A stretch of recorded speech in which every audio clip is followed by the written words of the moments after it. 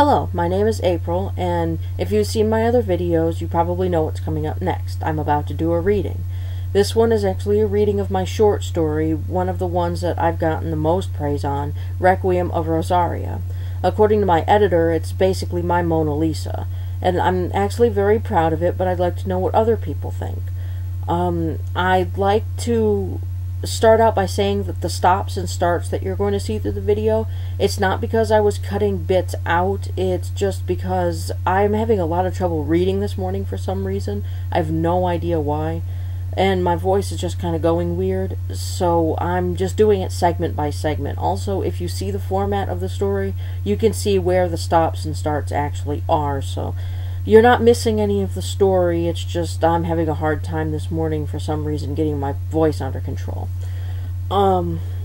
This story is about a little girl who finds herself in her own personal hell, trapped in her house with her mother. And slowly, things start to go very badly for this child.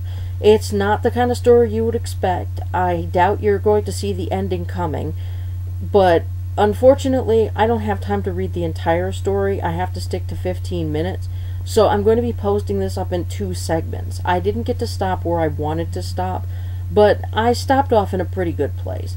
So I'm either going to post up the ending with this, or I'm going to post it up probably a week or a few days later. I really don't know. Just a little bit of a warning, the ending does have a pretty violent scene, and it is not really meant for young children. I would probably say 15, maybe 16 on up. So if you're under 16, I wouldn't really suggest you listening to this story. Other than that, there's nothing really all that bad about it, and I hope you enjoy it. Please leave some feedback. Rosaria was a child as frail as a whisper. She wasn't meant for the world. She was too beautiful, too pristine, her mother always told her. But she didn't quite feel the same. Her skin didn't quite fit right. Her hair looked like baby doll hair. Her spindly little arms dangled awkwardly, and at times her head bobbled for no reason. She lay in bed, staring up at the ceiling. If asked why she had no windows, she'd surely reply that she didn't know what a window was, for the whole house had none. If asked what her favorite television show was, she'd reply the same. Television and radio were phantoms to the child.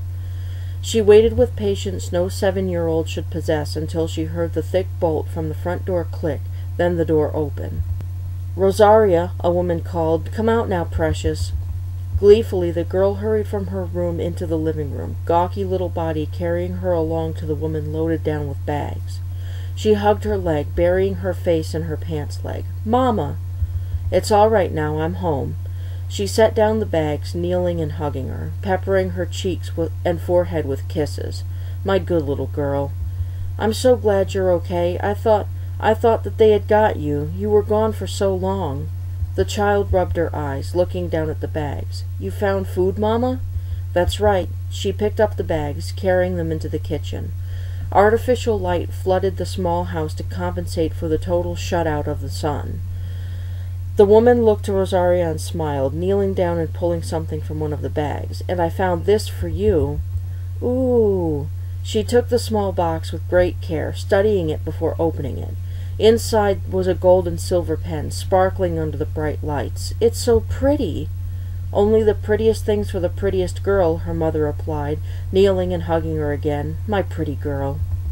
A loud honk outside elicited a short scream from the girl, her face burying in her mother's shoulder. The woman rubbed her back, rocking her. "It's outside, Mama." "Shh, shh, now it's okay. The monster can't get in here, I promise. Go on and wash up. I'll make dinner." "Mama, what's the outside like?" Her mother stopped mid-brush. "Why would you ask that? You go out so much, and when you do, you always find food. What's it like? When can I go with you?" "There's nothing outside, honey. Everything's gone." She began brushing her hair again, smoothing it out with her hand. Such pretty hair. "But, Mama, enough, Rosaria. The outside world isn't for you. It's ugly and dirty and evil. You're safe inside. Bad things can't come inside." "What are the monsters like? Do they try and hurt you when you go out?" "Yes, they do. They chase me and attack me. But I know I'm coming home to you, so that gives me the courage to keep going." She kissed the back of her head, twining strands of the little girl's blonde hair around her fingers. "If you were to go outside, the monsters would get you, especially if I wasn't around to protect you. So never go outside, Rosaria, never." Trembling, she turned and hugged close to the woman. "But what if the monsters get inside?" "Monsters can't come in here, honey. This place is protected." She patted her head. "Now it's time to go to bed." She stood up and pulled back the covers, laying down and pulling her close. "You just stay close, and Mommy will protect you." Howls and blaring screeches woke Rosaria from a deep sleep, her eyes wide. "Mama! Mama, the monsters!" "Come on." The woman scooped her up and rushed into the bathroom with her, sitting down in the tub and holding her close. So much noise, echoing through the walls. She covered the little girl's ears, rocking with her. A new sound, pounding against the house. Loud taps that crashed down on the roof like the tapping fingers of a million monsters. "They're going to get in," Rosaria sobbed. "No, they won't, honey. No, I promise. Shh, just go to sleep. Just go to sleep." She rocked her a little more quickly, keeping her pulled close. A gentle splat grabbed the woman's attention, then another. She looked up, spotting a tiny crack leaking little drops of water in. Rosaria looked at the crack, biting her lip. They had made a crack, so surely they could get inside now. "Mama, what is that? Is that them?" "They only made a small crack, honey. It's all right. They can't get in through that." "What's that dripping?" "Drool, honey. Don't touch it. It'll make you sick." She got up, moving a pan from under the sink to catch the droplets. "They know we're inside. That's why they're still tapping." "Make them go away, Mama. Please make them leave us alone." The gangly child curled up into a ball, choking on her sobs. "It'll be over soon, Rosaria. We'll just stay here until we're safe." She slipped back into the tub with her, pulling her into her lap and rocking with her. She started to sing, never faltering until finally the monsters fled. The tiny little claw taps ceased, taking with it all the howling and fearful noises. By then, Rosaria had fallen deep asleep. The time during her mother's absence was always fraught with fear. Each little sound, every little rattle of the house convinced her that she would never see her mother again. So it was understandable that, whenever her mother came back, her relief sent her running as soon as she heard the door close. She knew better than to rush out before that time. "If the monsters see you, they'll rush into the house, so never come out into the living room before I close the door," her mother sternly warned. Faithfully, she always followed those words. When her mother left, she would wait in her room for her return. It never would have occurred to her that her mother may one day forget to lock the door. That is, until one afternoon she heard the door open quietly. No click of the lock beforehand, but this didn't register to the child as a threat, even when the door was closed much more quietly than normal. She rushed out into the living room, stopping in her tracks as her lungs emptied with a forceful whine. A stranger stood in the living room, spinning around when he heard the door open. Neither moved at first. He looked human, but he couldn't be. All the humans were gone. Or maybe he was a survivor, looking for shelter. Or, she thought, a monster in disguise. A monster who'd come to devour her, just like her mother warned. After a few suffocating seconds, she drew in a deep breath and screamed, turning and running back to her room. He ran after her. Though her body was unnaturally awkward, she rushed into the room before him and slammed the door, locking it and pressing her back as tightly as possible to it. He pounded, yelling for her to come out. She wouldn't be fooled. He was just there to eat her, and she wasn't going to give him the chance. She covered her ears and waited for the pounding to subside, trembling hard enough to rattle the door. Finally, just as she felt she would pass out, the banging stopped. She uncovered her ears, hearing fading footsteps in the opening of the front door. Just the opening. He didn't close it. He intended to leave it open for his monster friends, to let them in after her. She curled on her side in front of the door and sobbed, desperately wishing her mother were there. She wouldn't have let the monsters in. She knew how to make the door lock so that they couldn't get in. How could she have forgotten? Her mind wrestled with questions until she heard a loud slam and the firm click of the lock, her mother yelling for her. Rosaria got up, but stopped as her hand was inches from the doorknob. If the monsters could look human, how could she know if the woman calling for her was really her mother? There were many things Rosaria didn't understand. What were the monsters, and how did her mother escape them without harm every time she left? Again she was left alone to stare at the ceiling, her eyes the same color as the teal paint peeling above her. Every so often her mother would tell her that her birthday was coming up. It seemed like a strange thing to her, but it made her mother happy to celebrate it. This year, she had told her, she was going out to get a birthday cake. She'd had cake, spongy yellow stuff that made her teeth hurt just a little bit, but she'd never had anything called birthday cake. Was it different from regular cake? Was it less sweet? She hoped so. Was it wise to leave for something as small as cake? What if the monsters got her? What would she do if her mother never came back? She couldn't go out on her own into a den of monsters to hunt for sacks of food like her mother. She wasn't strong or clever like her. The monsters would get her for sure. As if to bring her worst fears some validity, tiny taps began on the top of the house again. She screamed and rushed from her room to the bathroom, only to remember the crack, so small but so capable of becoming larger. She eyed it, her breathing picking up till she became lightheaded. The tapping grew louder and more rapid, and another scream ripped itself from her. The monsters were there again, and her mother was outside with them.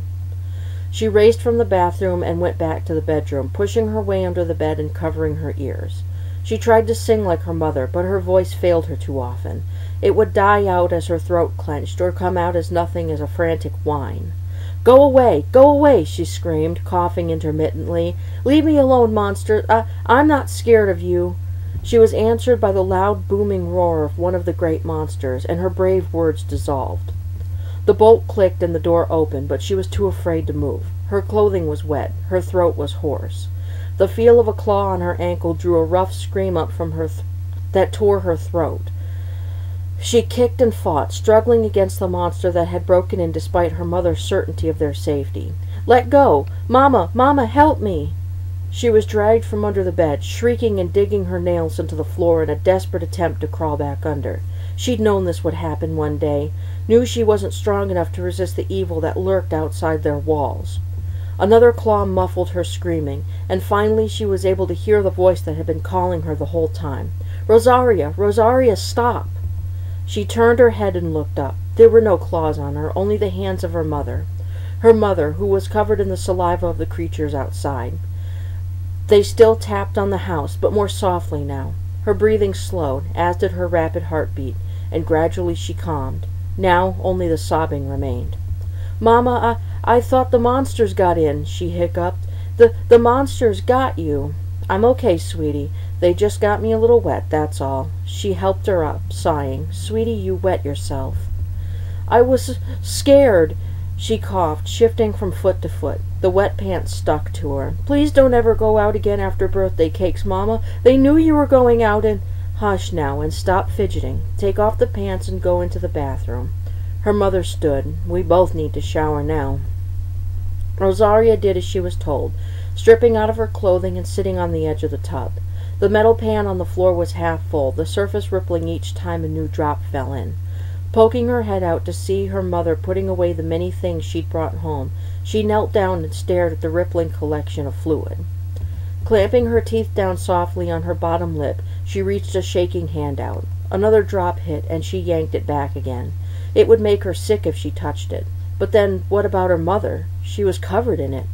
Again she reached out, but this time was stopped by her mother's hand locking down on her wrist.